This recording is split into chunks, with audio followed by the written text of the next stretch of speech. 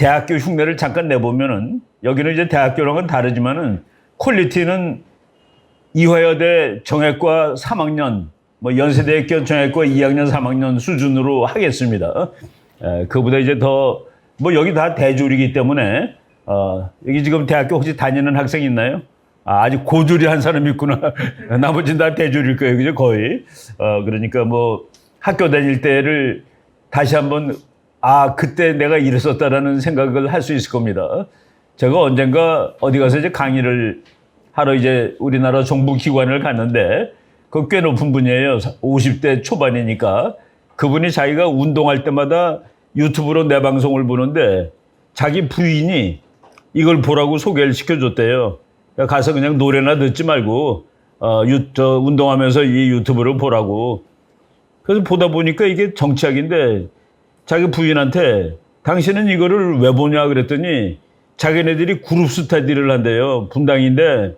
그래서 큰 텔레비를 놓고 여러 명이 그 부인들이 앉아서 보는데 야, 그 너네들이 국제정책을 뭐하러 보니 그랬더니 대학교 때 다니던 기분이 생각이 나가지고 그래서 그거를 하나 보고 그리고 자기네들끼리 토론해도 하고 한다고 그러는 말을 들었습니다.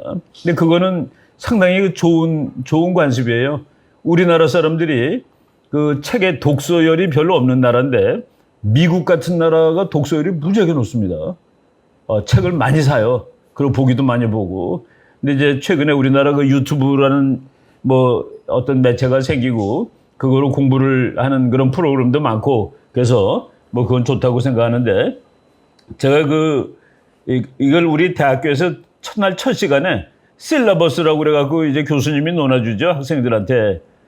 그래서 이제 뭐 예를 들어서 이게 2013년에 내가 이화여자대학교에서 했던 과목입니다. 그래서 내가 보이길래 그냥 그 몇 페이지 따갖고 왔습니다. 그 제목이 재밌어요. Globalization, Market, People and Places. 그래서 이 과목을 그냥 GMPP라고 학생들이 부릅니다. 글로벌리제이션, 세계화 시대죠, 지금. 지금 세계화가 막 끝나려고 하는 시대입니다. 2022년, 2021년, 아마도 세계화가 이제 영원히 땡 할 수도 있는, 그래서 지금 아주 뭐가 확 바뀌는 시대입니다. 이제 우리가 그 하면서 책도 소개할 텐데, 요 바로 7월 초에 미국에서 나온 책에 새로운 시대가 시작되고 있다. 그런데 이제 글로벌리제이션이 끝나고 새로운 시대로 들어가고 있다라는 그 피터 자이언이라는 아주 그 젊은 친구인데 그 분석이 탁월한 그런 저서가 나왔습니다. 저도 요번에 가서 샀는데 아마 지금 이제 홍지수 씨가 번역을 해가지고 뭐 이번 가을 중에 책이 나올 거예요. 새 시대가 어떻게 시작되는지. 근데 그 새 시대에는 수많은 나라들이 무시무시하게 피곤할 거다. 거기에 아주 피곤한 나라 중에 하나가 대한민국으로 들어갑니다. 그런 내용들. 근데 글로벌리제이션이 끝나다. 마켓. 글로벌리제이션은 전쟁터가 총 쏘는 데가 아니라 마켓이죠. 그리고 people and place. 그러니까 이제 세계화 시대에 덕도 본 사람이 있고 화가 난 사람도 있고 뭐 이런 얘기들. 그러니까 국제사무학과에 뭐 아주 맞는 과목입니다. 이거는 정치외교학과에서는 국제정치경제론이라는 제목으로 강의를 하는 거예요. 국제정치경제론이라는 과목이 International Political Economy. 그거를 조금 풀었으면은 Globalization, Market, People and Places가 되는 겁니다. 그래서 제가 매주 수요일 3시 반부터 6시 15분까지 시간 나고 실러버스. 그 강의 목표 쓰죠. 왜 이 강의를 하느냐? 여러분들은 이 강의를 들으러 온 곳이 강의 목표입니다. 내가 토요일 아침마다 이 휴일 아침을 반납을 하고 여기 이제 공부하러 온 이유가 강의 목적이에요. 지금 대한민국 국민들은 세계에 돌아가는 걸 잘하는 것이 중요합니다. 이걸 잘 알게 되면은 외국에 투자할 때도 유리해요. 제가 그 한번 어디 공무원들 있는 데서 강의하다가 미국과 중국 얘기를 해주고 중국에서는 손을 떼는 것이 좋다고 그래 강의를 한 적이 있었는데 한 몇 달 있다가 어느 그 공무원님이 내 말 듣고 중국에 투자했던 것을 다 돈을 뺐는데 그래서 돈을 엄청 손해날 뻔했는데 손해가 하나도 안 나게 되어서 너무 고맙다고. 뭐 벌어서 고맙다라기보다도 그렇게 그 연락을 받은 적이 있었는데 그런 식으로 자기 생활에도 도움이 될 수 있을 겁니다. 그리고 대한민국은 이제 정치학, 국제정치학이 필수 과목이에요. 이거 알아야지 살 수가 있고 또 국제정치학을 공부하면은 애국자가 될 수 있습니다. 아, 우리나라가 이렇게 어려운 데서 살아왔구나. 좀 잘 살았다 그래도 아, 우리나라 옛날에 비하면은 지금 괜찮다. 뭐 어디 여권 우리나라 여권이 세계에서 2등이라면요. 아무데나 마음대로 날아가는데 근데 왜 미국은 1등이 아닐까? 미국은 무서워하는 나라도 많고 싫어하는 나라도 많습니다. 그러니까 미국은 당연히 1등이 못 되죠. 뭐 적도 있어요. 아주 센 나라는. 예, 뭐 근데 나쁜 의미는 아니에요. 우리가 세계에서 마음 놓고 들어갈 수 있는 나라가 192나라나 된다니. 뭐 대한민국 여권. 그래서 여권 외국에서 분실당하면 안 됩니다. 많이 훔쳐가요 한국 거. 한국 거 나도 잃어버려가지고 몇 년 동안 해먹은 적이 있었습니다. 갈 때마다 미국 갈 때마다 일로 빠지래서 왜 자꾸 나보고 그러냐 그랬더니 몇 년 후에 혹시 너 여권 잃어버린 적 없냐 그래서 내가 그 뉴욕 공항에서 한번 잃어버렸다 그랬더니 아무 하자도 없는데 그게 자꾸 걸리더라고. 근데 우리나라 여권이 그만큼 인기가 좋은 여권이라는 것도 됩니다. 예. 하여간 국제 정치를 공부하는 건 세계를 잘 이해하고 우리의 처지를 잘 이해하고 우리가 나아갈 길 이런 거 잘 이해하고 그리고 개인의 생활에도 뭐 작은 도움이 될 수 있다라고 생각을 합니다. 강의 계획 이거는 뭐 국제 정치가 아니라 내가 이대에서 했던 거예요. 1주부터 14주까지 해가지고 원래 15주인데 중간고사하고 기말고사가 있으니까 대학교 3학점짜리 강의는 보통 13주 합니다. 부지런한 교수님이 13주를 하죠. 좀 농땡이 치는 교수는 뭐 우리 학교 다닐 때 가장 왕농땡이 교수는 수업을 3번 한 적도 있습니다. 그건 말이 안 되지. 그런 시절도 있었어요.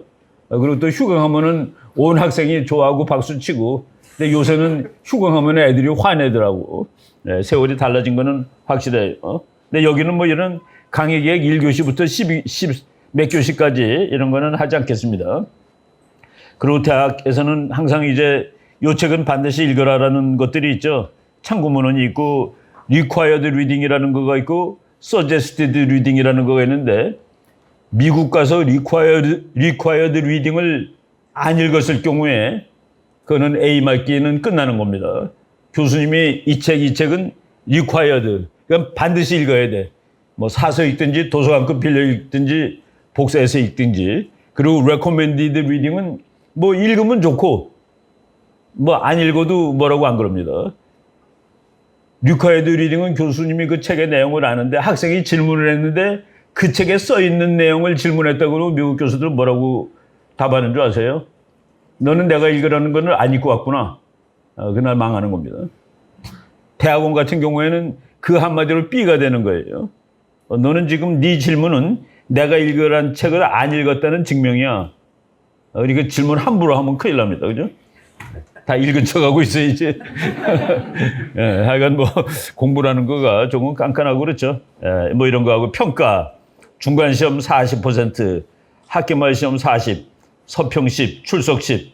이거는 미리 해놓지 않으면은 크리스마스 무렵에 애들한테 시달리느라고 정신이 없습니다.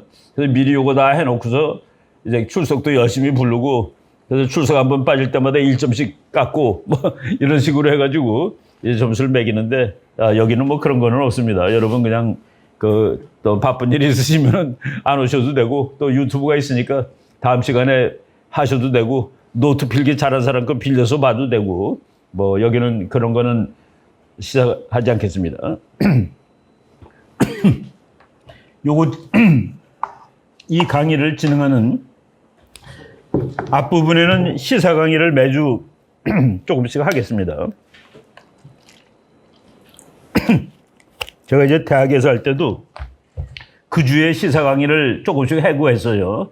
그래서 학생들이 내가 공부하는 거하고 세상 돌아가는 거하고 이게 어떻게 연결되는 거야? 그거를 모르고 앉아 있으면 안 됩니다. 이거는 뭐 명문대학에서 일어났던 일이에요.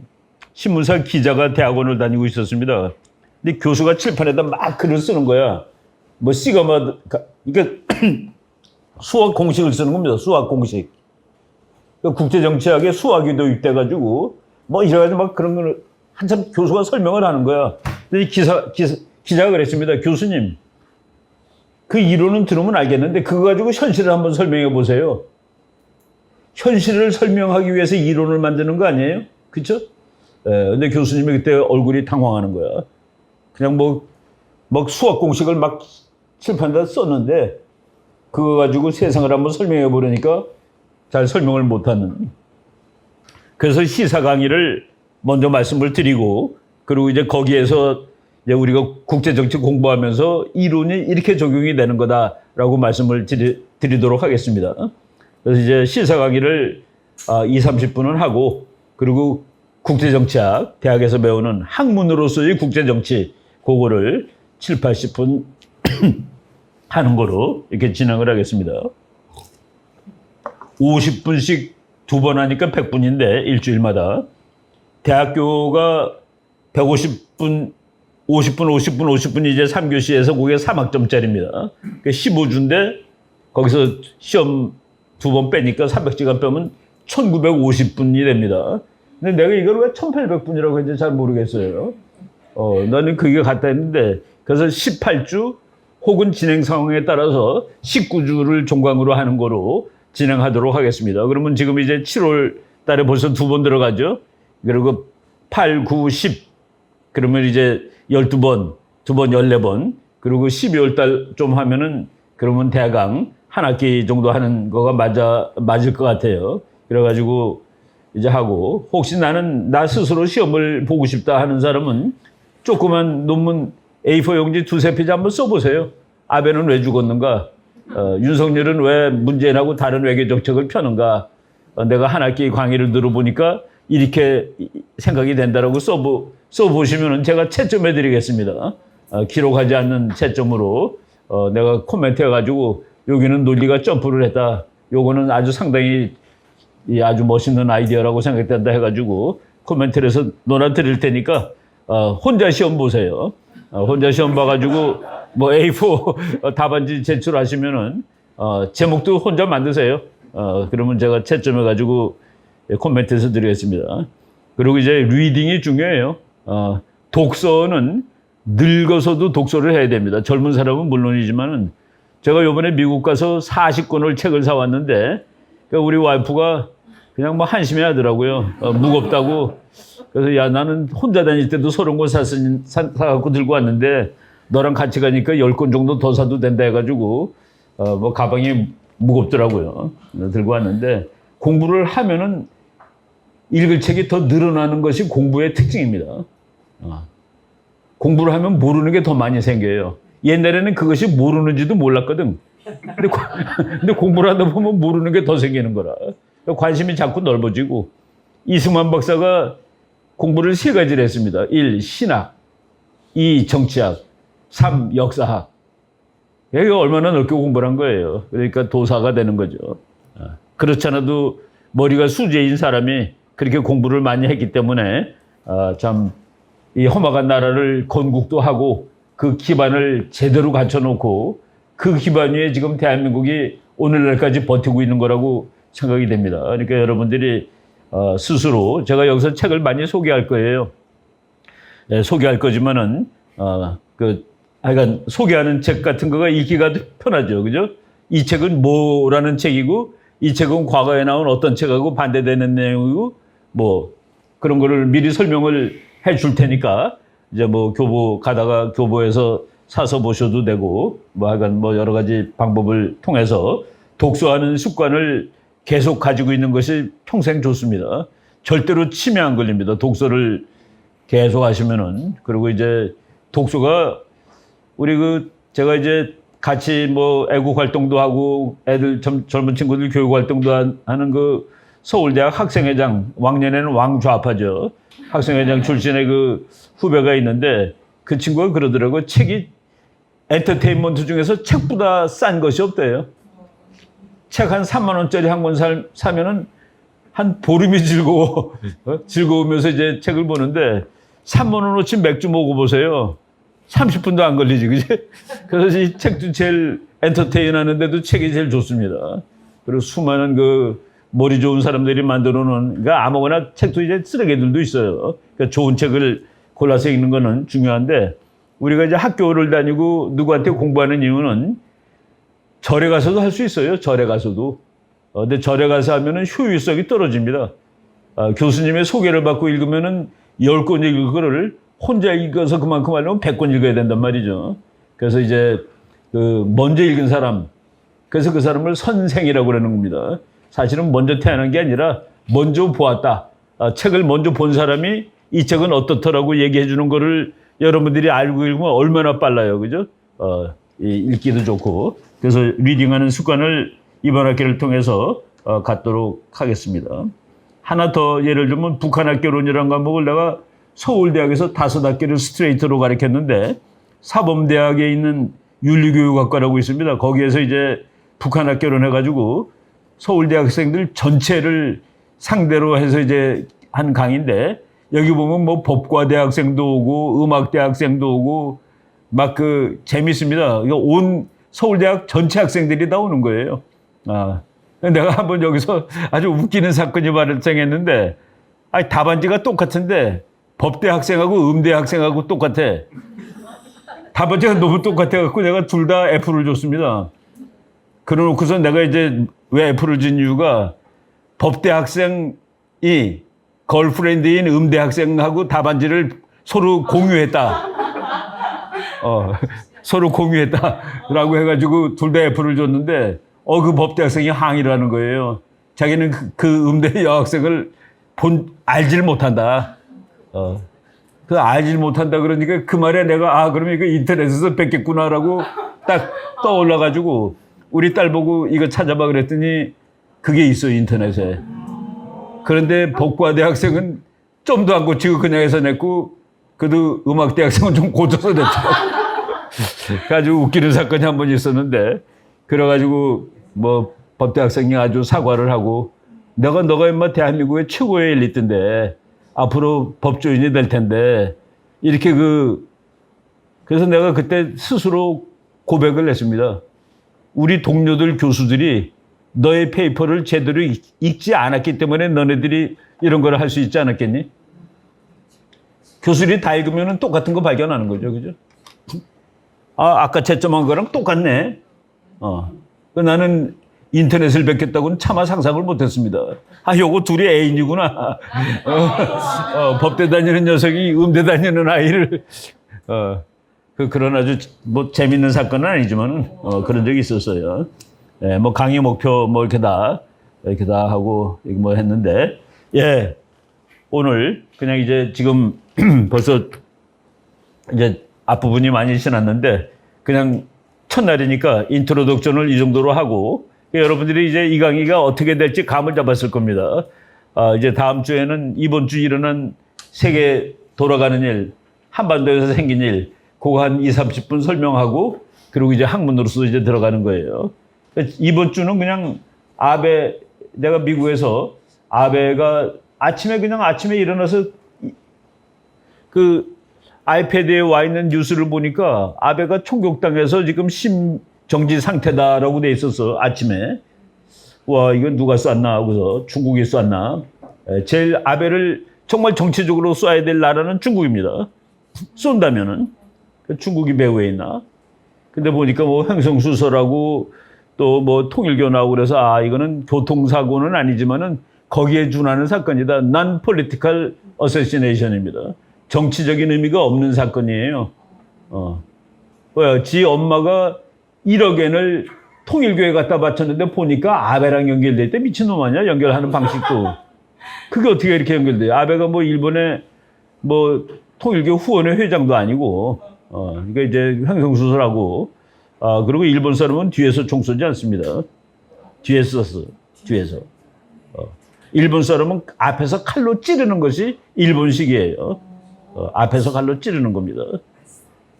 뭐 어떤 평자가 왜 총으로 왜 우리나라에는 총으로 누구를 안 쏴 죽여요? 그랬더니 우린 총이 없지 않습니까? 일본 총 더 없습니다.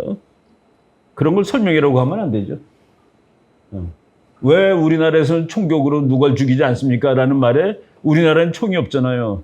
일본은 총은 우리나라보다 더 없습니다. 사람이 사람을 죽이는 거예요. 사람이 사람을 죽이지 총이 사람을 죽입니까? 지금 미국의 논쟁거리가 그겁니다. 총을 없애면은 살인사건이 안 일어날까? 그렇지 않다의 답이. 그래서, 그리고 미국 정치 내가 이제 미국 갔다 온 거 얘기 잠깐만 해드리고 오늘 본론 들어가겠습니다. 하여간 뭐 이렇게 유세하다가 뒤에서 날라온 총알 맞고 죽었다라는 그 사건인데, 지금 뭐 아직 이제 범인에 대해서 더 이제 취조도 있고 그래야 되겠지만은 지금 현재로는 그냥 좀 이제 정치적인 건 아닌 것 같아요. 그러니까 그 친구가, 그러니까 뭐라고 그럴까? 그러니까 정치적인, 야, 이놈이 너무 일본을 궁극으로 끌고 가. 또는 이게 너무 평화주의자야. 지금 일본이 너무 평화주의해서 되겠어? 그런 의미에서 쏜 것은 아닌 것 같다라고 현재 판단됩니다. 그래서 그 아베가 일본에서 가장 오랫동안, 미국 거를 내가 번역한 거 이거예요. 유세하던 중 뒤에서 총에 맞고, 이게 넌 재패니스 스타일입니다. 미국 사람도 앞에서 쏴요. 미국 사람들은 엎드려 쏘는 것도 맨 처음에 이상하다고 그랬습니다. 동양 사람들이 전쟁할 때 엎드려 쏘는 거 보고서 저것들은 왜 엎드려 쏘지? 서서 당당하게 쏘지 않고. 그러니까 그 문화가 또 달라서 그래요. 군대마다 문화가 다르죠. 우리 여기 오신 장교님은 해군인가? 육해공군 중에 뭐세요? 육군? 육군은 사병들이 죽습니다. 전쟁하면은. 공군은 장교들이 죽습니다. 전쟁하면은. 그렇지. 공군 조종사한테 장교니까 병사가 가서 죽을 일이 없죠. 해군은 대령이나 이등병이나 죽을 확률이 똑같습니다. 한 배를 탔으니까. 그래서 그 문화가 조금씩 달라요. 그래서 이제 육군이 가장 권위적일 수밖에 없지. 사병들을 전쟁, 야, 나가. 그러고, 물론 이제 소대장은 나를 따르라 그러지만은 대령쯤 되면은 맨 앞에서 나를 따르라 그러지 않아도 됩니다. 근데 공군 대령이나 해군 대령, 공군 대령은 이등병은 안 주는데 공군 대령이 전사하죠. 병이 몰고 가야 되니까. 그래서 군대도 자기네끼리 문화가 다른데 나라마다 암살의 문화도 다릅니다. 정면에서 쏘는 나라, 뭐 정면에서 칼로 찌르는 나라, 나중에 한번 보여줄게요. 진짜 구구파, 국자파가 하는 일, 대검으로 그냥 찌르는 겁니다. 그것도 이제 일본 박물관에 가서 훔쳐요. 뭐 옛날 사무라이 칼 훔쳐서 그거로 가서 찌르고 또 그거로 또 자살하고 이제 그런 스타일이 나라마다 다른데 뭐 일본에서는 충격받은 이유가 이런 정치적인 암살 사건이 나네. 정치적인 암살 사건은 여러 번 있었습니다. 다른 거는 일본같이 안전한 나라에서 이거 이제 월스트리트저널에 이렇게 나왔어요. Murder of Japan's ex-leader 아베 stuns largely gun-free nation. 아베를 그러니까 전수상 아베를 암살했다는 사실은 일본을 스턴스 놀라게 했다, 얼빠지게 했다, 뭐 그런 뜻이에요. largely gun-free nation. 건이 없는 나라인데 총이 없는 나라인데 이런 일이 벌어져가지고 일본을 어이벙벙하게 했다. 그러니까 이제 초점이 이게 폴리티컬한 것이 아니라 물론 교통사고랑은 다르죠. 어떤 사람이 죽인 거니까. 그래도 그 의미가 너무 정치적으로만 해석할 필요는 없겠다라고 생각합니다. 전 세계가 아베의 암살을 비난하고 나왔다. 그리고 추모했다. 나는 대한민국 정부가 지금 올바로 한다고 보고 있습니다. 대한민국 정부가 지금 현재 올바로 하고 있는 것 중에 하나가 우리나라에서 말이죠. 미일중러라는 단어는 이디엄입니다. 왜 미일중러라고 부르니 몰라. 그렇게 쓰는 거야. 그래서 몇십 년을 그렇게 썼다가 미일중러가 박근혜 대통령 때 미중일러로 바뀝니다. 왜 바꿔? 그걸 왜 바꿉니까? 그걸 다시 미중일러로 바꾸려면 무지하게 힘들어요. 중국이 펄펄 뛸 겁니다. 근데 미일중러로 수십 년을 썼으니까 중국이 그거 바꿔달라고 애써서 너네들이 뭐 그냥 썼으니까 그렇게 쓰니까. 근데 그거를 미중일러로 박근혜 때 슬쩍 바꿨습니다. 그런데 그 뭐 여기 이 문재인 정부는 당연히 미중일러고 사실 중미일러라고 쓰고 싶은데 중미까지는 차마 못 가겠고 그래서 미중일러로 쓰다가 내가 요번에 유심히 봤습니다. 우리나라 그 취임식 하는 날 5월 10일 날 미국, 일본, 중국, 러시아 사절이 다 왔죠. 그런데 사절이 온 그 계급으로 보면 그 나라에 그 해당되는 계급으로 보면은 중국 사절이 제일 높은 사람입니다. 미국 사절이 제일 낮은 사람이에요. 미국 사절은 부통령의 여자 부통령의 남편이었습니다. 그러니까 이거는 등급이 없어. 거의 그냥 일반 시민 자격으로 온 거예요. 그런데 대통령이 이제 취임식 마치고 이제 대통령실에 가서 외국 사람 순서대로 만나주는데 제일 먼저 그 미국의 해리스 그 부통령의 남편을 만나주고, 두 번째로 일본 외무장관을 만나주고, 세 번째로 중국 부주석을 만나줬습니다. 그래서 그냥 미일 중로를 그냥 한꺼번에 다시 회복을 한 겁니다. 한꺼번에 회복, 그렇게 회복하는 방식도 있더라. 중국은 되게 기분이 나빴겠죠. 중국이 높은 사람 보낸 것은 일종의 디플로마틱 테스트입니다.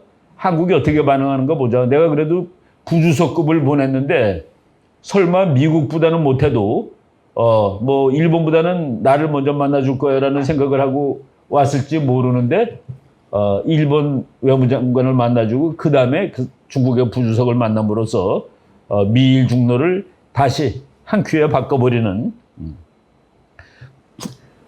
아베가 그 죽었다는 뉴스를 새벽에 이거로 보고 그 7월 8일이었습니다. 그러니까 미국이 열 몇 시간 늦기 때문에 이게 이제 플로리다에 있는 그 케네디 우주공항인데 여기서 그 우주로 나가는 미사일 쏘는 데예요. 내가 이제 플로리다 갔을 때 거기 그 목사님 부부가 어디를 보겠냐고 여기까지 왔으니까 한 군데 보라고 그래갖고 키웨스트하고 이거 둘 중에 한 군데를 그래서 내가 우주센터를 보겠다고 뭐 그분들이 특별하게 구경을 시켜주겠다고 그래갖고 우주센터에 갔는데 내가 이렇게 설명했습니다. 내가 정확히는 모르겠는데 아베가 죽었기 때문에 저렇게 달았을 수도 있고 혹은 이 동네에 있는 어떤 젊은이가 뭐 아프가니스탄이라든가 어디 그 미국 해외 기지에서 전사했을 수 있다. 그러니까 그 동네 출신의 병사가 전사하면은 그때는 미국 전국이 짧게 나는 건 아닌데 그 마을에서 또는 뭐 더 크게 하면 그 주에서 이제 이 반기를 달아줍니다. 미국 그 작은 도시 가보면 반기 달았을 때 보면은 그 마을 출신 병사가 죽은 거예요. 어디 가서. 뭐 미국은 뭐 항상 전쟁하는 나라니까. 그래서 내가 이게 아베가 죽었을 때도 미국 이 정도 할까라고 의문을 했습니다. 그런데 그날 집에 와서 다시 뉴스를 보니까 그 바이든 대통령이 3일 동안 반기, 조기를 하프메스트라고 그러죠. 이거를 전체에서 반쪽 딴 거니까 이걸 달아가지고 아베를 이제 추도를 했다. 그러니까 분위기가 확실히 다르지. 그죠? 이게 미국 우주센터면은 미국의 자랑스러운, 그러니까 우리나라로 치더라도 꽤 의미 있는 그 관광지인데, 관광지뿐만 아니라 그 여기서 달에 가는 것도 여기서 쏜 겁니다. 그리고 뭐, 그 뭐냐, 우주선 갔다가 들어오는 거 있죠? 우주 왕복선. 다 여기서 쏴요. 그러니까 왕복선들 뭐 이런 것들 쏘는 데인데, 거기 아주 그 반기를 달아놔가지고, 그리고 이제 뭐 미국 뉴스도 이렇게 나옵니다. shocked and saddened. 슬펐다. 그 세계가 슬펐답니다. 근데 우리가 지금 세계와 함께 나간다라고 그러고, 우리가 그 자유주의 국가들과 함께 한다라는 것이 이 정부의 기본인데, 그 뒤졌다라고 말하면 되겠습니까? shocked and saddened. 쇼크당하고 슬펐다. world leaders. 신조 아베 어서시네이션에 대해서 이렇게 얘기를 했다. 특히 이제 트럼프는 전직 대통령이지만은 특별 성명도 내놓고 그랬습니다. 아주 나의 좋은 친구가 죽었고 죽은 사람은 아주 비겁한 인간이다. 요거는 제가 방송으로 다시 이제 한 20분짜리 할 테니까 그때 다시 뭐 관심 있는 분 보시면 됩니다. 아베스 리거시 will outlive him. 아베의 유산은 그 이후에도 이 사람이 죽은 다음에도 지속될 것이다 라고 해놓고 요 다음 문장이 미국 사람들이 인식하고 세계가 인식하는 아베 그리고 아베의 결정적인 공헌입니다. 워싱턴 mourns. 워싱턴은 슬퍼했다고 합니다. The man who made Japan a real security ally in the Indo-Pacific. 인도 태평양에서 진짜 미국의 안보 동맹, 일본이 안보 동맹임을 확실하게 해준 그 지도자가 죽어서 애도했다. 이거가 키워드예요. 일본을 힘을 길러주면서 미국이, 제가 미국 사람한테 직접 물어본 적이 있어요. 일본의 힘은 어느 정도까지 커야지 되냐, 너희들이 볼 때. 그 힘은 중국을 견제하는 데는 충분하고 미국한테 맞짱 뜨지는 못할 정도. 그게 어떻게 개선이 돼요, 그죠? 중국을 충분히 견제할 수 있으면 미국한테 맞짱도 뜰 수 있는 힘이 되는 거지. 그게 딜레마입니다.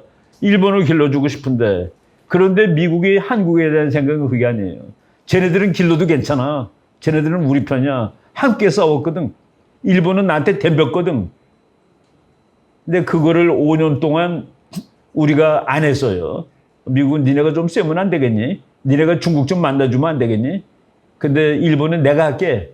한국은 안 할 거야. 내가 할게. 근데 한국은 정말 안 하더란 말이야. 그래서 일본이 클 수 있는 빌미를 김정은이와 뭐 지난번 대통령이 확실하게 제공을 했죠. 일본한테. 그래서 일본이 밉다고만 그럴 게 아니라 그러면은 지금 미국이 중국을 막는데 정신이 없는데 그건 내가 해줄게. 일본 보고 하라고 그러지 마라. 내가 해줄게. 그 우리가 일본보다 더 커질 수도 있는 거예요. 사실은. 근데 그런 호기를 다 놓쳐버린 거예요. 그게 전략적인 사고가 없어서 그런 것이죠. 워싱턴 몬스, 뭐 영어로 그냥 한번 우리 the man who make Japan a real security ally. 얼마나 참 무서운 말이에요. 이거를 바이든이 최근에 한 말, Japanese military power is a force for good in Northeast Asia. 일본의 군사력은 동북아시아에서 선한 힘이다. 아이, 군사력 보고 선한 힘이래. 왜? 자기 거니까. 우리가 북한 군사력을, 북한이 핵 만드는 걸 두려워하는 저거는 우리하고 반대되는 힘이거든요. 그리고 우리가 관계없는 힘. 페루가 군사력 늘린다고 우리가 뭐 무서워요? 그건 관계없는 힘입니다. 일본이 군사력을 내리면은 무서워. 중국이 내리는 것도 무섭고. 근데 바로 미국에게 그 군사력이 무섭지 않은 군사력임을 인식시켜준 지도자가 죽어서 미국은 애도하였다. 이거 참 잘한 거라고 생각하는데 아시아의 번영과 발전을 위해 헌신하신 고 아베 신조 전 총리님의 명복을 기원합니다. 유족과 일본 국민들에게도 깊은 위로를 표합니다. 그렇죠. 유족과 아주 재미있게 제사를 지내는데 제사가 아니라 그 장례식을 개인장으로 가족장은 했죠. 국장은 9월 달에 하죠. 어마어마하게 의미가 있는 겁니다. 9월 달에 누가 한번 거기 오는지 봅시다. 아마 바이든이 만약 왔다. 호주 총리가 왔다. 영국 수상이 왔다. 그러면 우리나라에서 그 아베 그놈 고소하게 잘 죽었다라고 한 사람 상당히 쪽팔릴 거예요.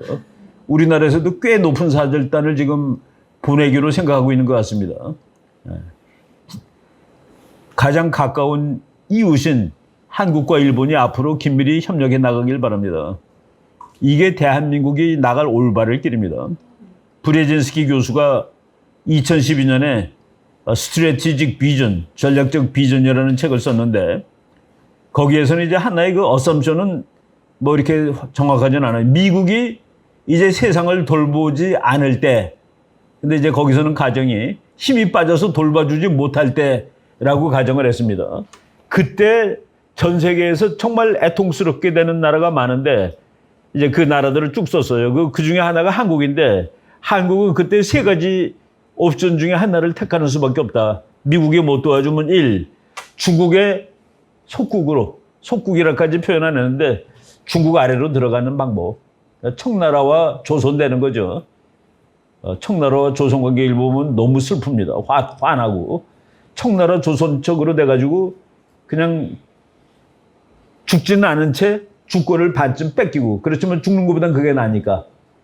1이 중국 밑으로 들어가는 것. 2. 일본과 합쳐서 중국에 대하는 것. 그것이 우리가 앞으로 한 학기 동안 배울 국제정치의 정답입니다. 일본, 중국보다 일본이 약해요. 센 나라가 하나 있을 때 약한 나라 둘이 힘을 합쳐서 맞짱을 뜨는 것이 밸런스 오브 파워고 그게 국제정책의 최대 이론입니다. 모든 국제정책 사건은 밸런스 오브 파워 이론 가지고 대충 설명이 다 돼요.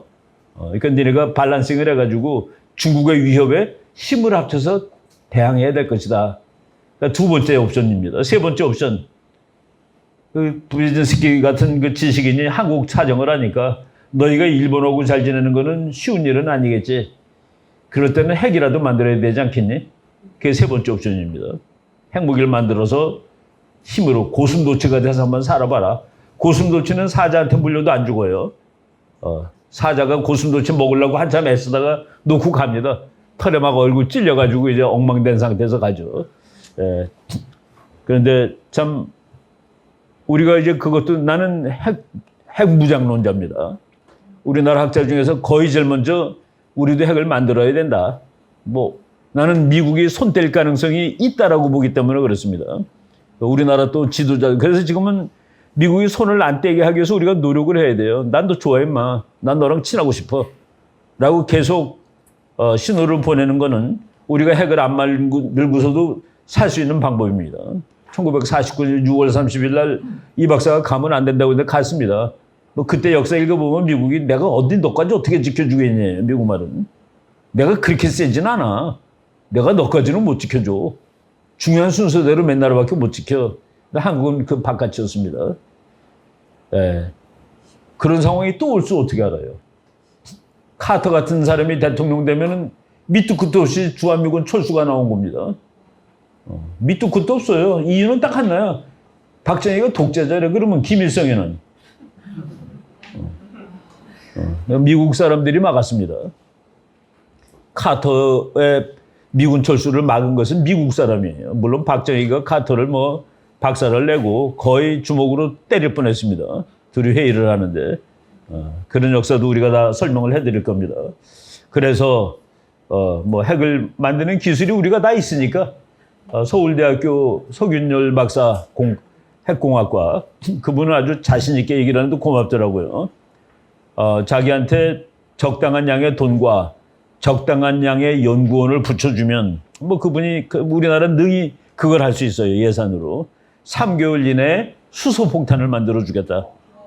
핵폭탄이 아니라 그냥 핵폭탄 북한이 만드는 재래식 애토믹이 아니라 하이드롤릭 애취범을 만들어 주겠다. 3개월 이내에.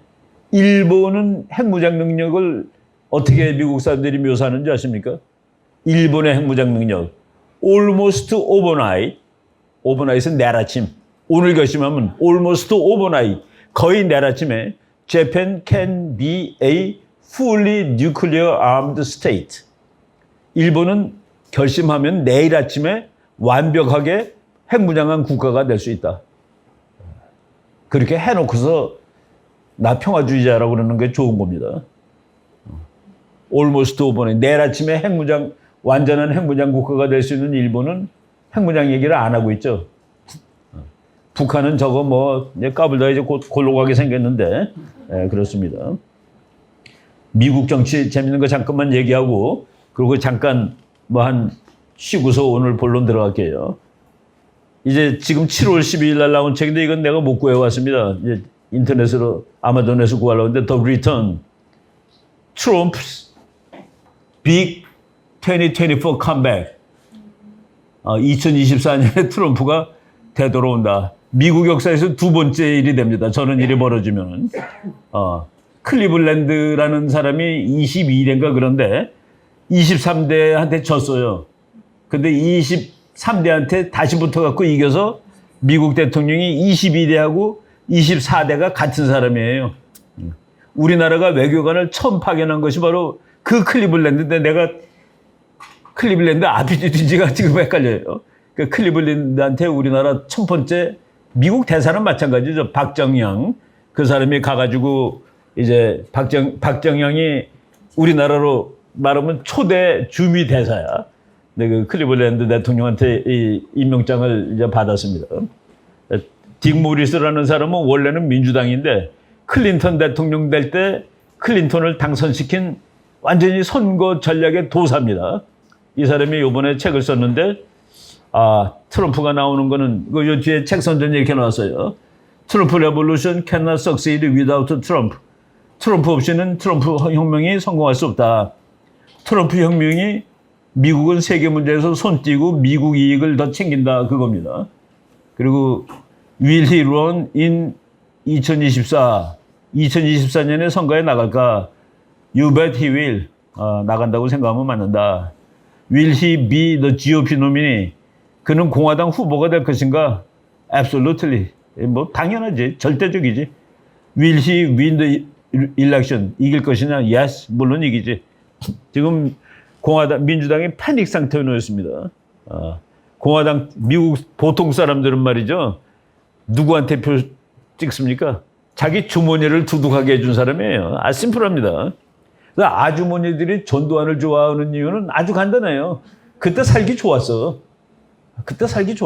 그거죠. 뭐 우리가 여기 있는 사람은 전부 다 무지무지하게 얼러트된 사람들이야. 사회 문제에 대해서 되게 신경 쓰는 사람들입니다.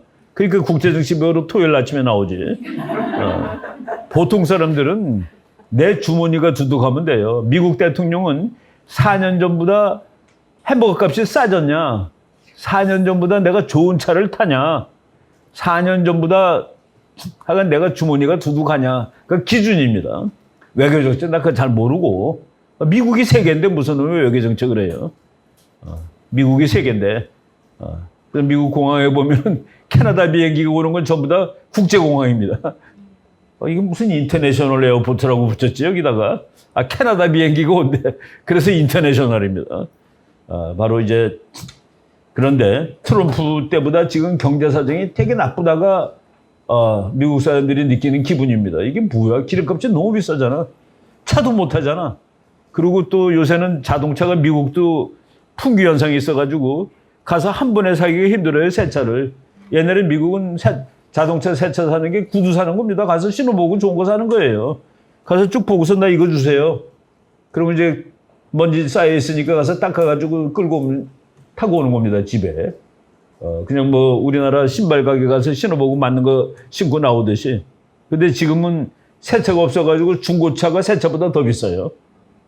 중고차 가격이 새 차보다 더 비싸게 붙어 있어가지고 뭐 사람들이 황당한 것이죠. 우리 딸내미가 사는 아파트인데 내가 지나가다 보니까 트럼프 2024 테이크 아메리카 백이라고 그 발판을 만들어서 붙여놨어. 310km에 사는 녀석이.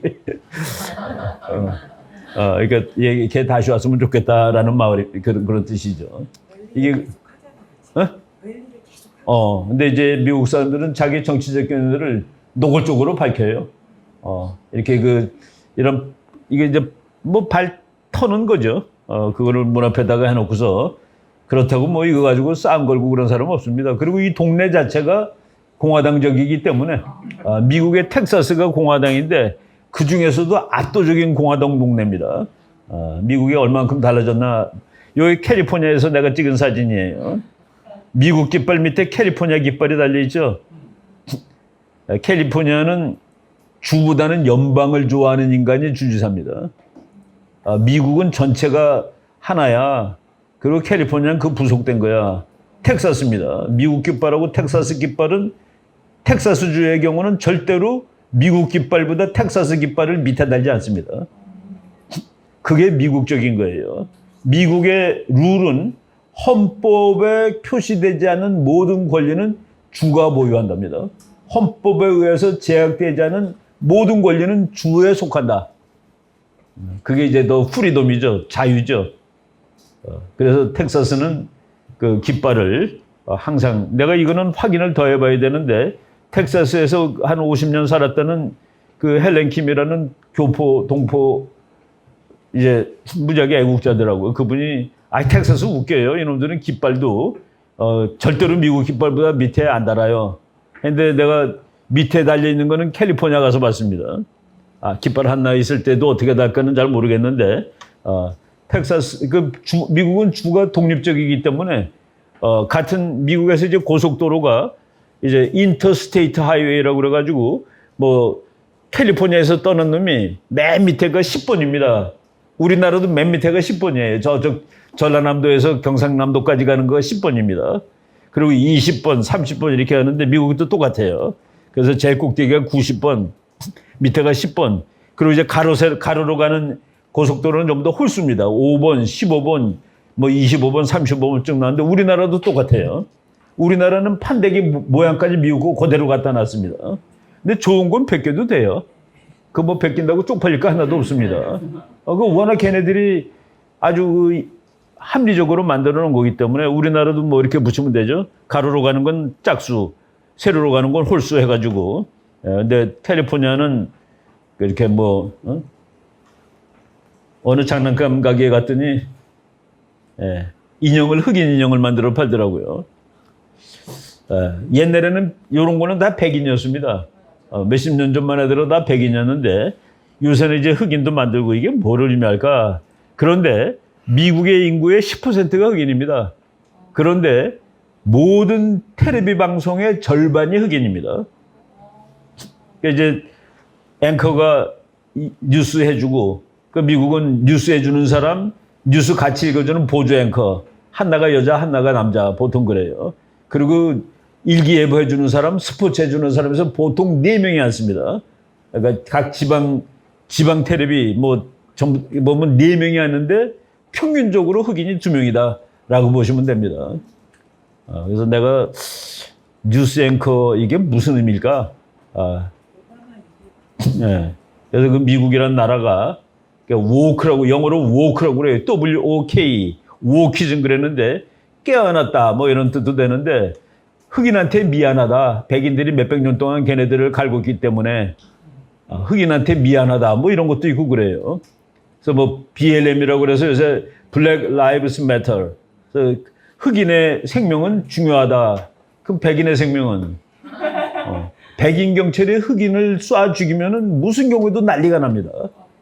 근데 미국의 흑인은 압도적으로 흑인한테 죽습니다. 미국의 그러니까 흑인이 누구한테 죽었어. 그런데 그 압도적인 다수가 다른 흑인입니다. 그럼에도 불구하고 백인 경찰이 어쩌다가 흑인을 죽였다 그러면 난리가 나고, 그게 BLM 무브먼트도 나고, 그래서 죽은 사람은 길거리에 이름도 생깁니다. 여기 충무로 그러듯이 죽은 사람 흑인의 이름이 생겨가지고, 그래서 보니까 이게 뭘까? 묘한, 그러니까 이거를 싫어하는 흑인도 있어요. 싫어하는 흑인이 있습니다. 이건 내가 여러 번 내 방송에서 얘기를 했었는데, 내가 그 텍사스 대학에 다니고 있을 때 정말 오바마보다도 더 잘생긴 흑인 학생이 있었어요. 우리 과에. 정말 잘생겼습니다. 그 키도 크고 멋있어. 내가 요번 미국 가서 놀란 거는 흑인 여자애들이 흑인말 안 씁니다. 말만 들으면 백인하고 똑같아요. 이제 그런 경우도 보고 그랬는데, 내가 이 친구한테 물어봤어요. 그 친구가 이제 나한테 이상한 질문을 하나 했습니다. 자기가 너한테 너무 궁금해서 물어보고 싶은데, 너를 공격하는, 오펜드 하는 걸지도 모르는데 대답해 줄 수 있겠니? 그러길래 아무거나 물어봐. 난 아무거나 대답해 줄 거야. 그랬더니 개를 먹느냐고 물어보더라고요, 나한테. 물론 40년 전 얘기죠. 나 개 먹는다. 개를 먹는데 오해하지 마라. 개는 너한테는 펫인데 우리한테는 프로테인이었다. 단백질이었다. 그거는 나라마다, 우리는 가난했고 우리나라는 소는 그거는 엔진이었기 때문에 잡아먹을 수가 없었다. 그래서 우리는 프로테인을 하기 위해서 대신 개를 먹었다. 개는 우리한테 펫이라는 개념이 된 것은 최근에 와서다. 그래서 우리가 그런 전통이 남아있고 나는 그걸 먹는다.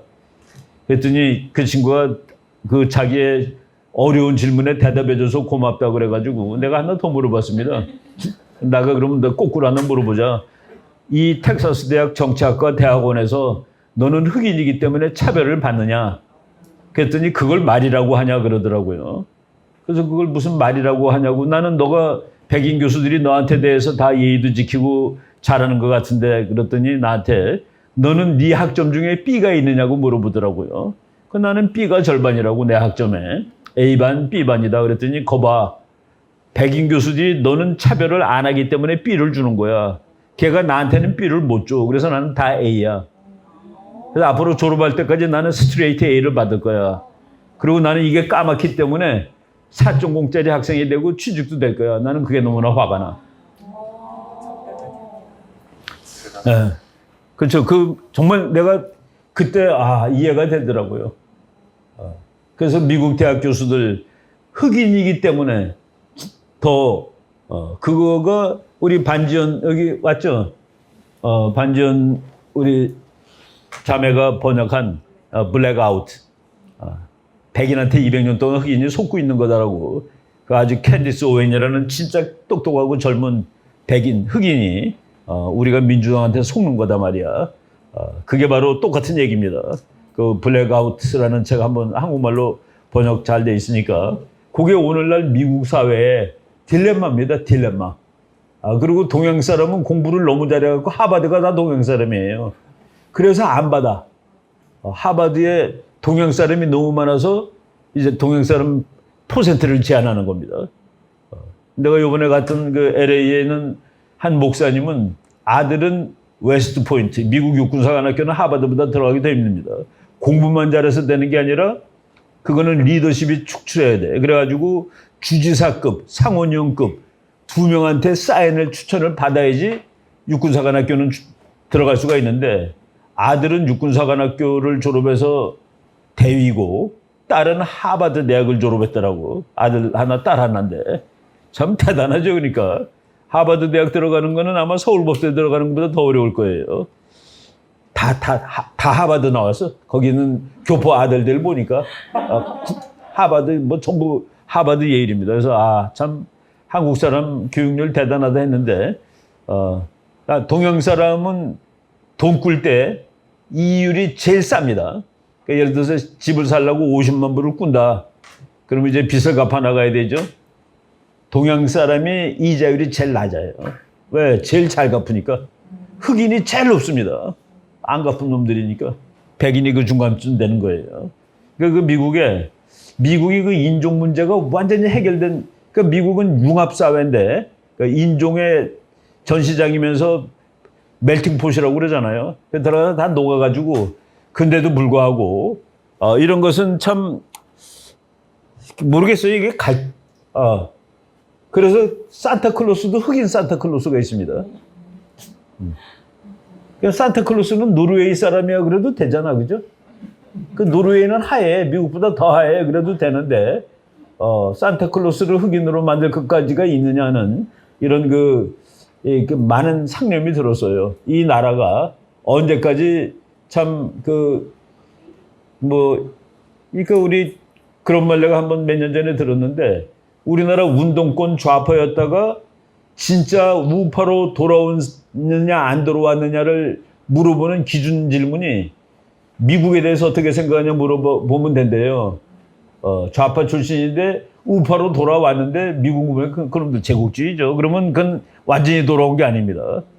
내가 그런 그 후배가 하나 있어가지고 물어봤어요. 미국에 대해서 어떻게 생각하셔? 그랬더니 인간이 만든 나라 중에서는 그래도 그게 최고죠라고 대답을 해서 이 친구는 확실히 넘어왔구나라고 내가 내 스스로 판단한 적이 있었는데 그 나라가 지금 다시 앓고 있습니다. 아파요.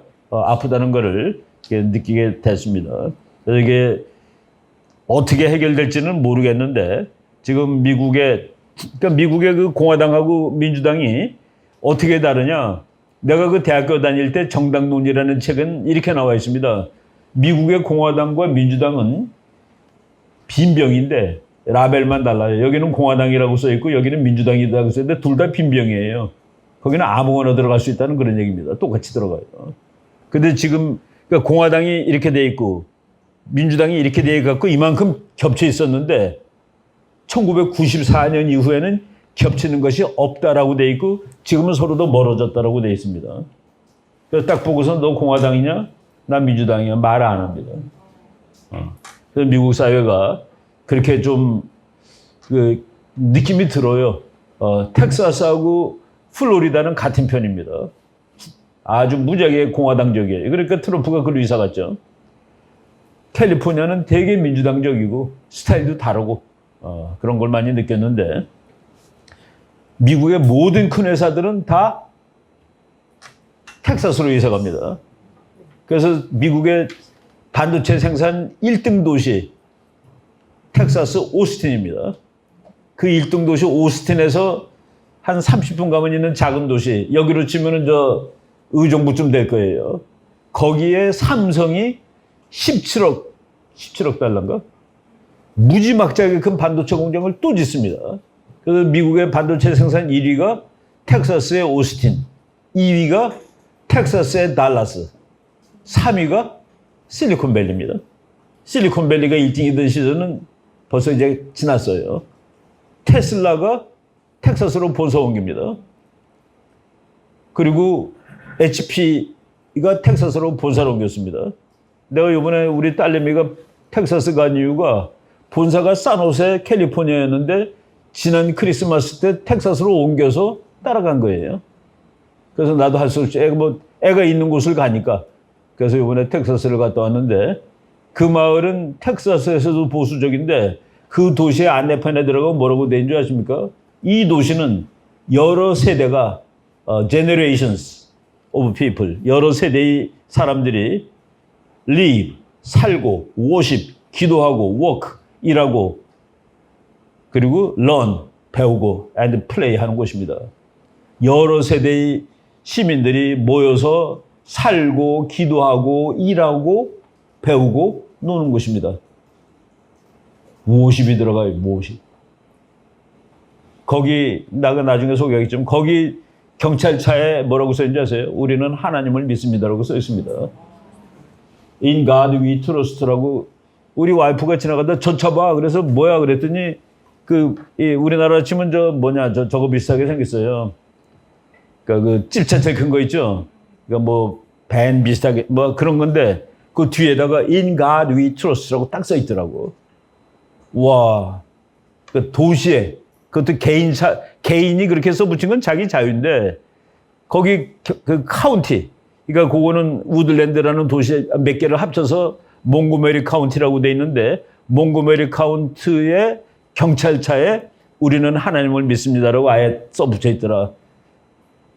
그래서 내가 와, 미국이 아직도 이런 곳이 있구나라는 생각도 하면서 봤는데 뭐 텍사스의 모든 것이 지금 나옵니다.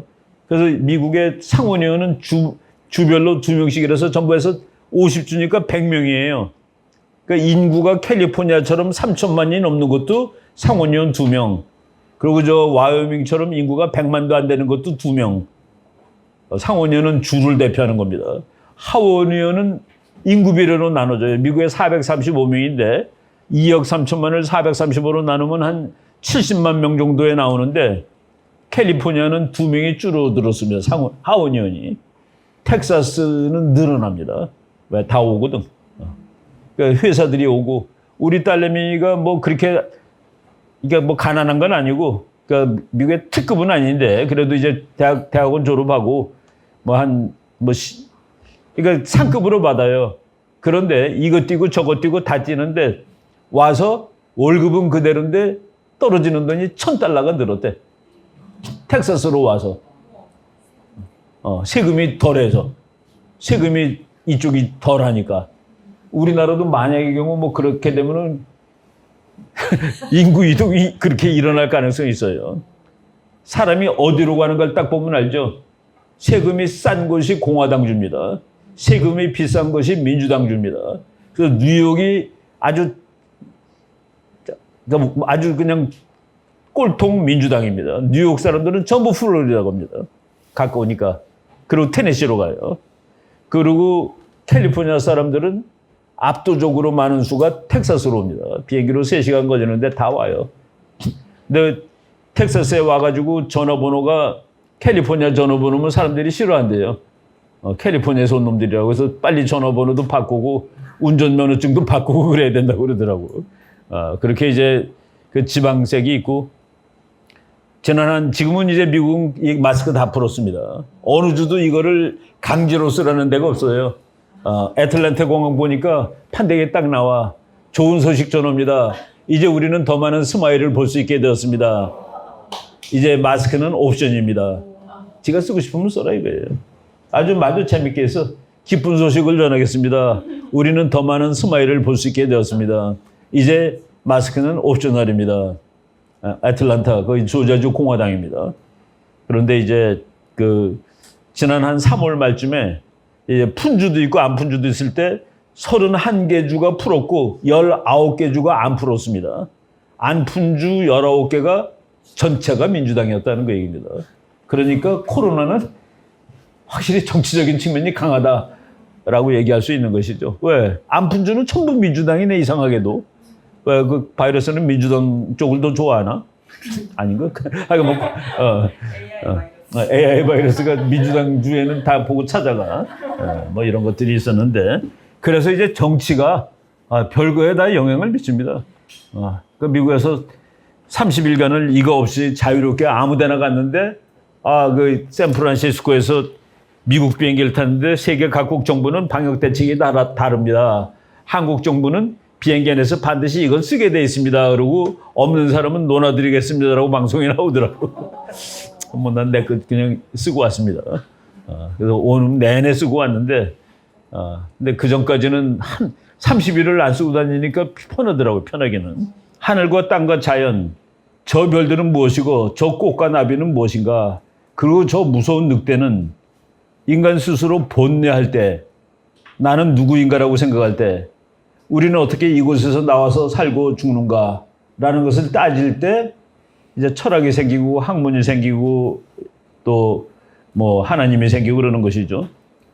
신학, 자연과학, 인문학 이런 것들이 전부 다 학문인데 국제정치학도 학문의 족보가 있습니다. 그래서 이제 이 학문들이 쭉 발전해 나오는데 제일 먼저 나온 게 신학이에요. 우리는 어떻게 우리가 뭔가 하나님이 나를 만들었구나라고 생각하는 것이죠. 저 원시사회 다른 데서는 하나님이 아니라 바위가 하나님이 되기도 하죠. 뭐 무슨 장승이 하나님이 되기도 하고. 그래서 신학이 제일 먼저 나온 학문일 겁니다. 그 다음에 하늘의 별들은 저건 또 뭐고 왜 해가 지고 달이 뜨고 하는가 하는 데서 궁금한 데서 나온 것이 자연과학일 겁니다. 봄이 되면 꽃이 피고 나비가 날고 그러다가 자기 인생에 대해서 그게 이제 먹고 사는 문제가 조금 해결됐을 때 그때 인문학이 나오는 것이죠. 요새 뭐 철학이라든가 또는 뭐 최근에 인문학이 대단히 유행한다고 그러는데 그 다음에 나온 것이 사회과학입니다. 사회과학은 사회가 생겨야지 사회과학이 돼요. 사람들이 어느 정도 모여 살고 집단을 이루고 집단을 이루다 보니까 권력이 생기고 그러면서 사회과학이 나오는 겁니다. 인간과 인간의 권력관계, 인간 그 자신을 연구하는 것은 인문과학이에요. 근데 인간과 인간의 관계를 연구하는 것부터 이제 사회과학이 되는데 권력은 어떻게 나왔을까? 권력. 맨 처음에 누가 권력을 가졌을까? 원시사회에서 권력은 나가서 사슴 잡아오는 남자가 권력을 갖는 겁니다. 어느 남자는 가서 토끼를 잡아와. 근데 누구는 사슴을 잡아와. 그럼 아무래도 여자들이 사슴 잡아오는 사람한테 달라붙겠죠. 그 프로테인을 조금이라도 더 얻을 수 있으니까. 바로 그런 데서 원시 권력 관계가 생겼을 겁니다. 그거를 제일 잘하는 사람이 부족장이 될 것이고 왕이 될 것이고 요새 우리가 동물의 왕국 보면은 그 순놈들이 서로 싸워가지고 다 이기는 놈이 암컷을 차지하는 걸 보고 저렇게 야만적인 놈들이 있나 했는데 인간도 옛날엔 그랬을 거예요. 그죠? 나가서 많이 사냥감을 많이 잡아오는 사람이 그 여자들한테 인기가 좋았을 거고 그러면 애들도 많이 낳았을 거고 그럼 권력을 가졌을 거 아니겠냐 하는 그런 식으로 우리가 이제 학문을 생각하는데 국제정치학은 더 늦게 발전한 학문이라는 게 사회가 발전해가지고 국가라는 놈이 생겼을 때 국제정치학이 나오는 겁니다. 그러니까 역사적으로 늦게 나올 수밖에 없지. 국가가 생겨야지. 국가와 국가 간의 관계를 보는 것이 국제정치학이니까. 최소한도 지금 말하는 국민국가, 네이션 스테이트라고 그럽니다. 지금 대한민국은 네이션 스테이트예요. 지금 북한도 네이션 스테이트입니다. 일본도 네이션 스테이트입니다. 미국도 네이션 스테이트고. 그런 것들이 나왔을 때 진짜 국제정치학이 되는데 그거 뭐 네이션 스테이트까지 안 갈 때 도시국가, 아테네 또는 뭐 그리스, 스파르타 이런 거의 관계에도 뭐 이제 인터내셔널 릴레이션스라고 얘기를 하죠.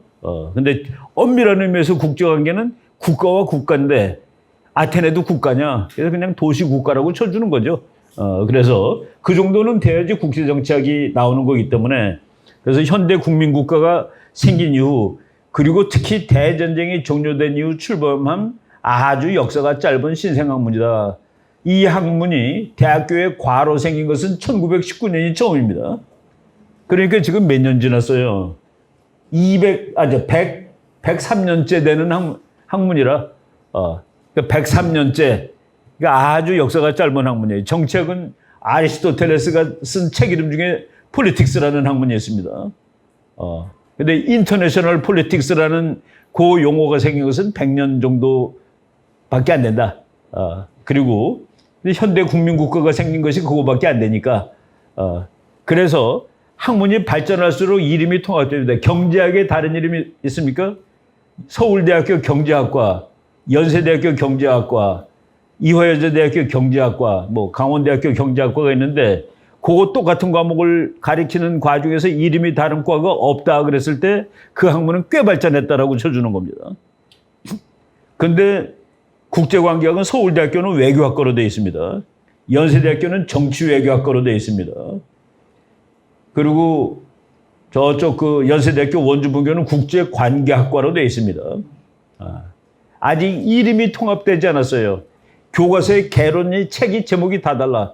국제정치학 개론도 있고 국제관계론도 있고 또는 뭐 세계정치론도 있고 국가 간의 정치론도 있고 외교론도 있고 그게 전부 다 같은 학문인데 이렇게 이름이 다 다르다.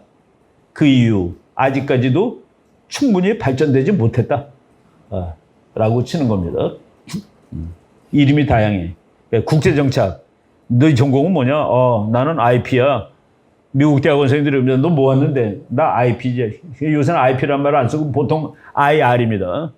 What's your major field? IR. 그러면 International Relations. 이제 국제 관계가 커져서 그래요. 삼성이 미국에다가 공장 짓는 거는 국제관계입니다. 그것도. 그래서 인터내셔널 폴리틱스 그러면은 이거는 폴리틱스에 포함되기에 좀 그래. 그래서 국제관계라는 내가 미국을 유학 가기 위해서 뭐 가서 뭐 무슨 비자 받고 이러는 거는 국제관계지 국제정치는 아니에요. 대통령이 방문하는 건 국제정치인데 그래서 국제정치라는 말을 쓰면은 포함되지 않을 부분이 생긴다. 오늘날 국제관계가 넓어졌어요. 국제정치가. 그래서 삼성이 미국에다가 공장 짓는 것은 인터내셔널 폴리틱스가 아니라 인터내셔널 릴레이션스라고 해야지 포함이 될 수 있다. 이름이 바뀌는 거죠. 세계 정치론, 월드 폴리틱스라는 말도 있고 폴리틱스 어몽 네이션스라는 말도 있고 인터내셔널 스터디스라는 말도 있고 인터내셔널 어페어스라는 말도 있고 뭐 디파트먼트 오브 인터내셔널 어페어스도 있습니다.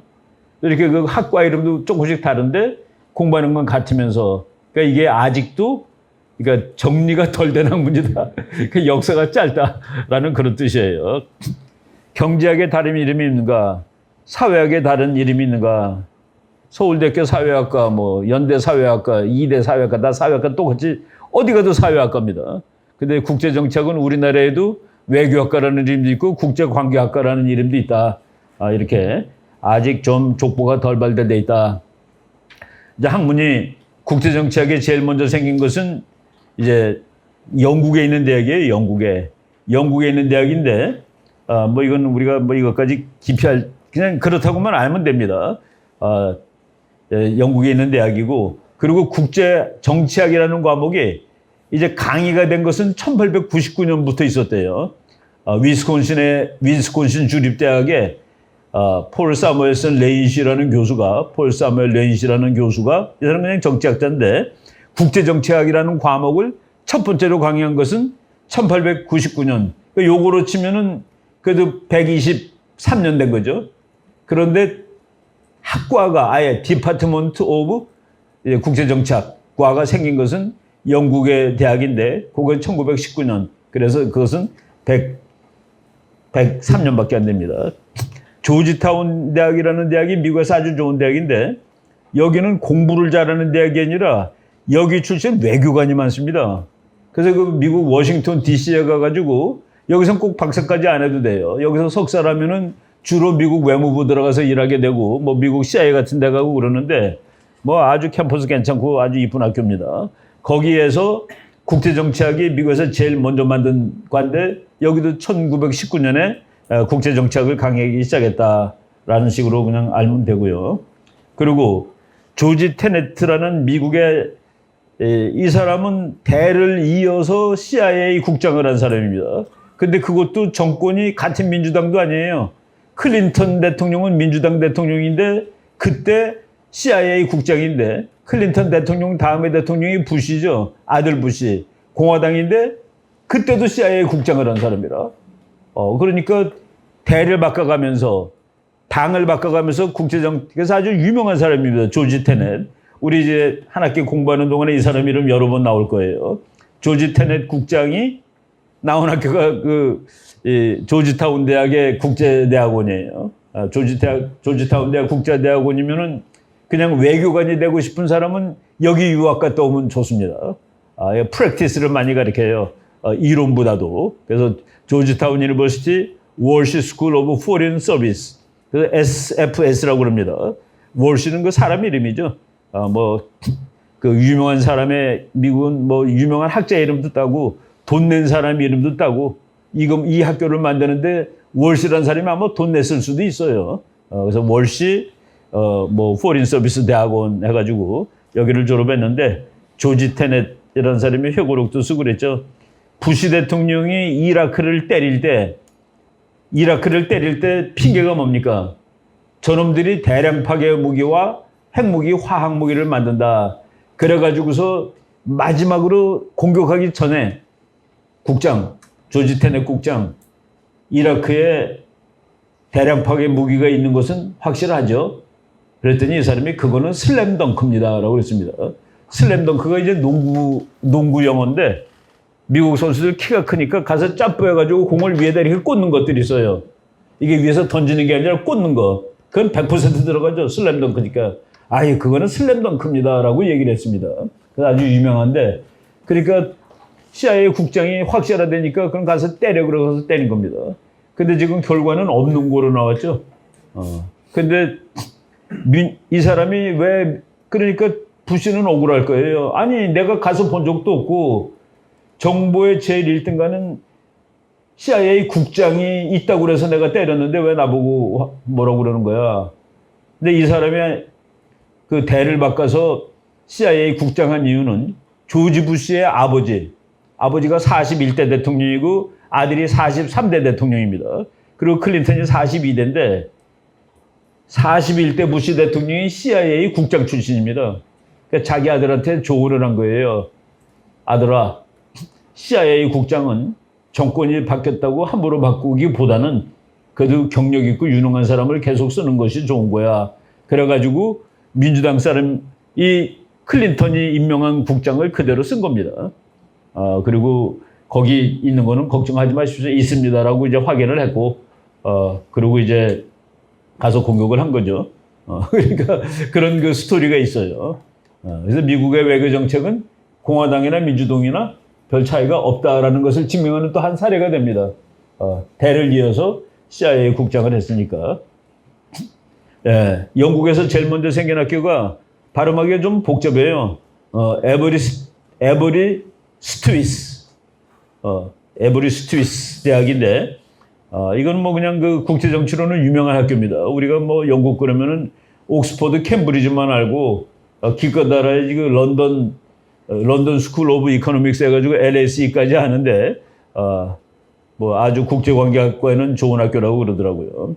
여기서 그 알프레드 에커드 찜메른이라는 사람이 이제 여기에 그 국제관계학과 과장으로 처음 임명이 됐는데 이 국제관계학과를 만들면서 기념하고 싶은 사람이 미국의 윌슨 대통령이다. 그래서 여기에 윌슨 체어라는 이름이 들어갑니다. 윌슨의 석좌 교수라는 뜻이에요. 윌슨이라는 사람은 1차 대전을 끝낸 미국 대통령입니다. 1차 대전을 시작하고 승리로 이끈 윌슨 대통령인데 윌슨 대통령은 그 자신이 국제정치학자가 아니라 정치학자입니다. 행정학자입니다. 그리고 그 윌슨은 이승만 대통령이 프린스턴 대학 다닐 때 총장입니다. 이승만 대통령이 저 사람 나중에 대통령이 될 수도 있다 그래가지고 이 윌슨 대통령의 딸을 꼬시려고 윌슨 대통령이 딸이 걸어다니는 길목에 서 있다가 꼬셨는데 그 윌슨 대통령의 딸이 이승만한테 홀딱 반해가지고 하마터면 결혼할 뻔했습니다. 근데 이제 결혼은 안 하고 뭐 우리 전 정광훈 목사님이 이 스토리에 대해서 아주 잘 알아요. 이승만 대통령 때 장관을 했던 전성천 박사라는 분이 우리 목사님의 사촌 형님인데 형님이 직접 얘기를 해준 거라고. 아주 그래서 이거는 책으로 본 지식보다 훨씬 더 막강한 지식인데 그래서 윌슨 대통령이 1차 대전을 들어갈 때 그리고 전쟁이 끝나고 나왔을 때 앞으로 인간 사회에 이렇게 처절한 전쟁이 없어야 되겠다. 이 처절한 전쟁이 없게 하려면은 이 처절한 전쟁에 대해서 알아야 된다. 이 전쟁이 왜 일어나는지. 그래서 공부를 해야 된다. 그래서 국제정치학이라는 학문을 가장 먼저 주창한 사람이 윌슨 대통령입니다.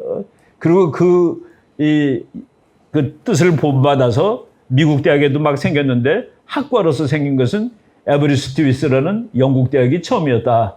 그 얘기. 그래서 1919년 1차 대전이라는 상상할 수도 없는 아주 잔혹한 전쟁을 거친 다음에 이것을 막기 위해서 공부를 하자. 알아야지 뭘 할 거 아니냐고서. 우리가 의사들이 암을 연구하는 이유는 알아야지 병을 막을 수 있으니까, 국제정치학자들이 전쟁을 공부하는 이유는 그래야지 전쟁을 막는 방법도 찾을 수가 있으니까.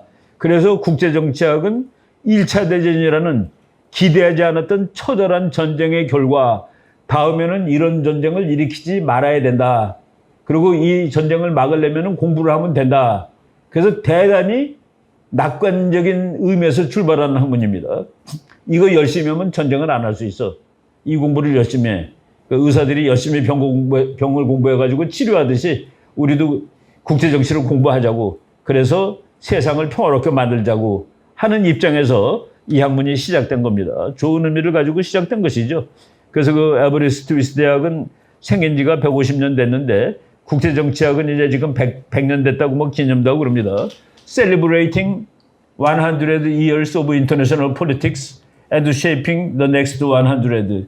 2019년, 1919년인데 2019년, 벌써 한 3년 됐죠. 그때 국제정치학과 탄생 100주년 기념식도 하고, 뭐 이런 뭐 세미나 같은 것도 많이 했습니다. 근데 이 에버리스트 스위스 대학에서 국제정치학을 처음에 만들어가지고 발전시킨 가장 대표적인 사람은 여러분들이 이름을 다 아는 사람이에요. 역사란 무엇인가라는 책 쓴 사람 혹시 이름 알아요? 역사란 무엇인가? 이에치카라는 사람이 역사란 무엇인가라는 책을 썼는데, 뭐 이거는, 이 책은 워낙 유명해서 요만한 책인데 요새는 뭐 이렇게 인기가 없는데 우리 때는 전부 이 책을 들고 다녔습니다. 뭐 문고판 요만한 거 뭐 한 1,000원 주면 샀는데, 역사란 무엇인가를 읽고, 이 사람은 역사란 무엇인가라는 책에서 역사란 과거와 내가 과거와 대화하는 것이 역사다 그랬습니다. 그러니까 그 아주 나쁜 말로, 아주 더 쉬운 말로 하면은 역사는 소설이야. 내가 쓰는 거야. 그러니까 역사는 누가 쓰느냐에 따라서 달라집니다. 똑같은 사건이라도.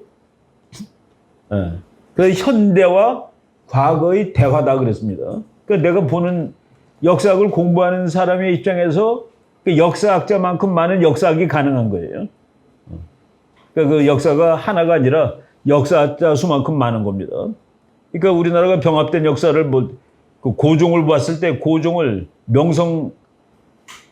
명성황후라고 그러는데 나는 왕비라고 얘기합니다. 민비라고 얘기하는데, 그 보는 관점이죠. 나는 민비라고 보입니다. 그 사람이.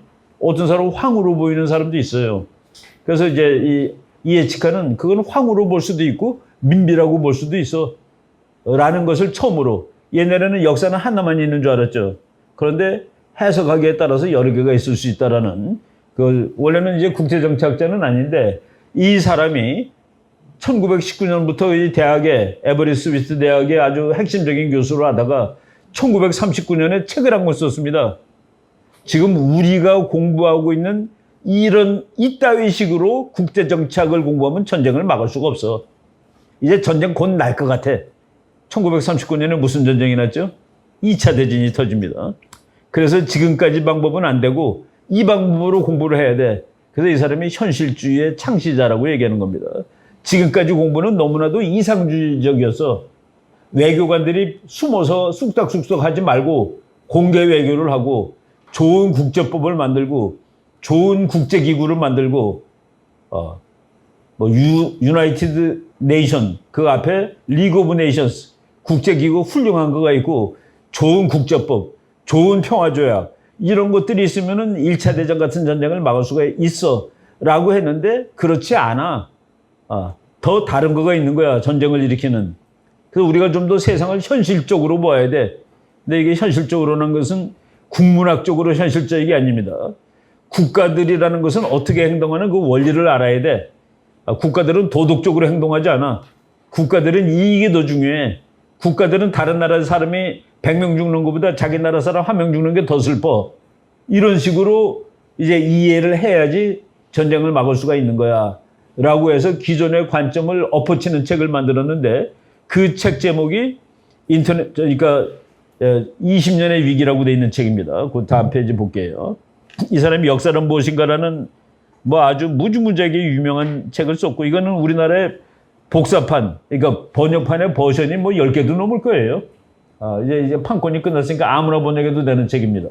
그래서 역사란 무엇인가? 이거가 역사란 과거와 지금과 과거의 대화다. 내가 과거와 대화하는 겁니다. 역사적인 사료를 읽으면서 내가 대화하는 거예요.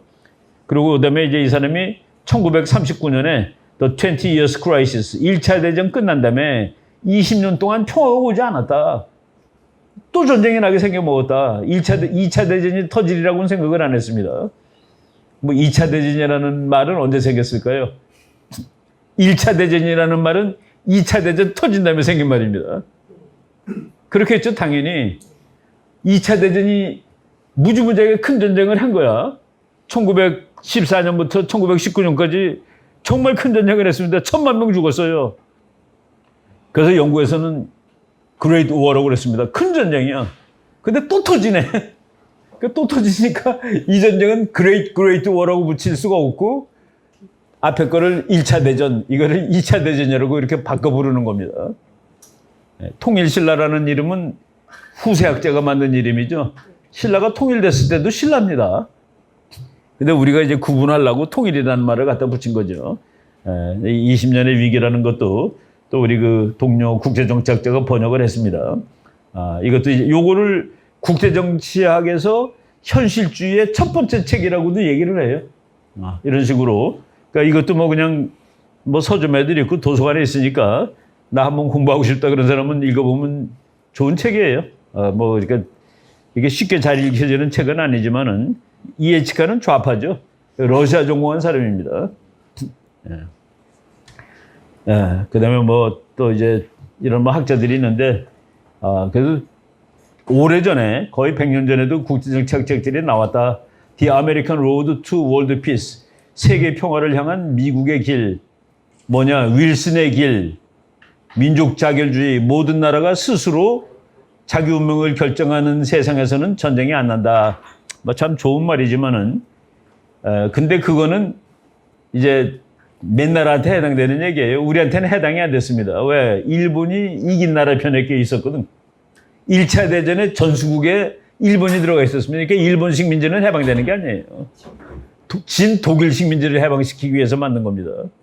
2차 대전 끝난 다음에 한국이 제일 먼저 독립했습니다. 왜? 일본이 진놈 편에 들어갔거든. 월남은 독립하는데 몇 년이 더 걸렸죠. 월남은 프랑스 식민지인데 프랑스는 이긴 나라야. 그러니까 진나라 식민지부터 해방되는 겁니다.